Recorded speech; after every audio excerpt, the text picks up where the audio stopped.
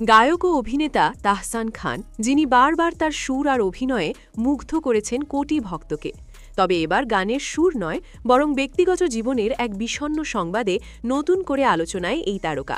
ভেঙে গেল তাহসানের দ্বিতীয় সংসার। মেকআপ আর্টিস্ট রোজা আহমেদের সঙ্গে বিয়ের 1 বছর পূর্ণ হওয়ার আগেই বিচ্ছেদের পথে হাঁটলেন তিনি। 2024 সালের 4 জানুয়ারি মাত্র 4 মাসের পরিচয়ে বিয়ে বন্ধনে আবদ্ধ হয়েছিলেন তারা।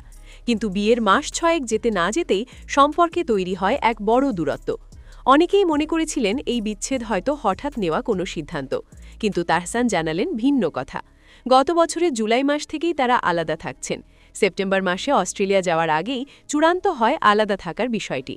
দীর্ঘ সময় ধরে বিষয়টি গোপন থাকলেও সম্প্রতি বিবাহ বার্ষিকীতে দুজনকে একসাথে না দেখে চারদিকে গুঞ্জন ছড়িয়ে পড়ে।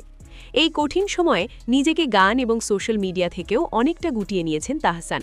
বর্তমানে একাকিত্বই যেন তার নিত্যসঙ্গী।